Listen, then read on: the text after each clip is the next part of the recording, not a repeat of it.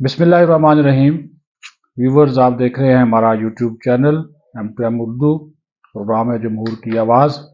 صدر عارف علوی جاتے جاتے بھی اپنی عزت کا تماشا بنا رہے ہیں۔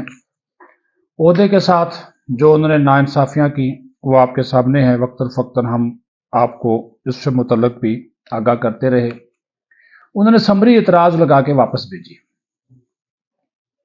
سمری اعتراض لگا کر واپس بھیجی کہ جی جائیں، میں اجلاس نہیں بلاتا کیونکہ ایوان نامکمل ہے۔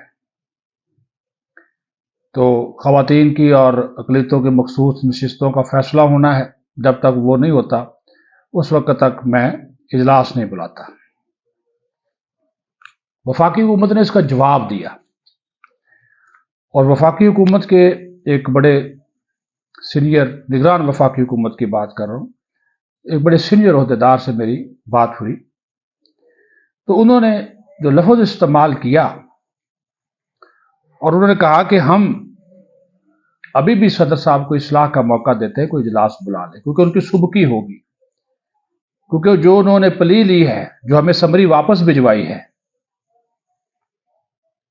چلیں نام لے لیتے ہیں، کوئی ایسی بات نہیں، سوشل میڈیا پہ نام چل جاتا ہے۔ نگران وفاقی وزیر برائے پارلیمانی امور، حکومتی ترجمان بھی ہیں، مرزا سلنگی صاحب، انہوں نے کہا کہ بات یہ ہے کہ یہ ایک غیر معمولی اجلاس ہے، اور اس اجلاس کے حوالے سے جو آئین کا آرٹیکل ہے 91، اس کی شق 2، یہ اب تو ہر ایک شہری کو یاد ہو گئی، وہ بڑی واضح ہے، جس میں لفظ لکھا گیا ہے کہ دا نیشنل اسمبلی شیل میٹ۔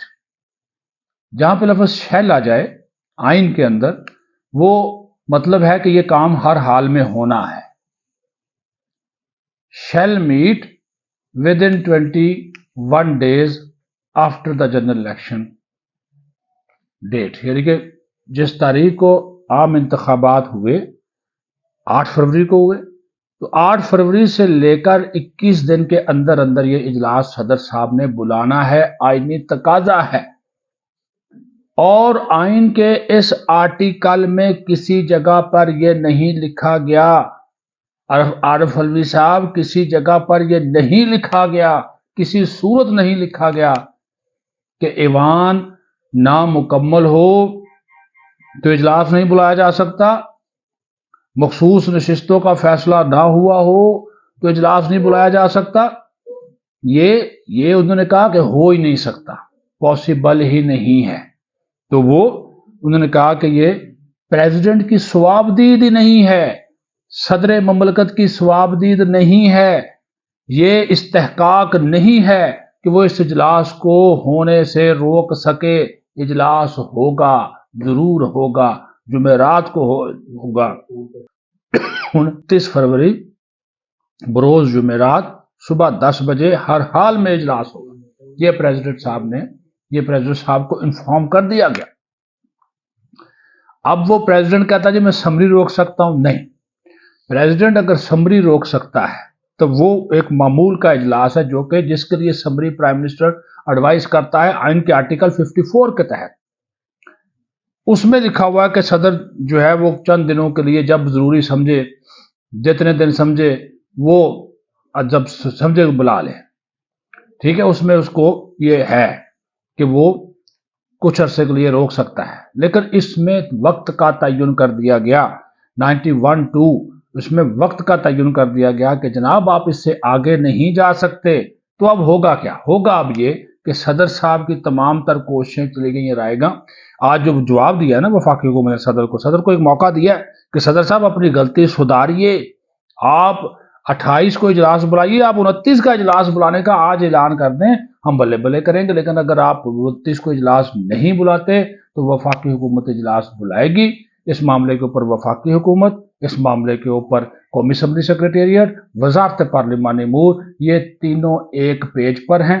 جواب صدر کو جا چکا ہے، صدر اجلاس بلائیں اب نہ بلائیں کوئی فرق نہیں پڑتا، تیاریاں مکمل ہیں۔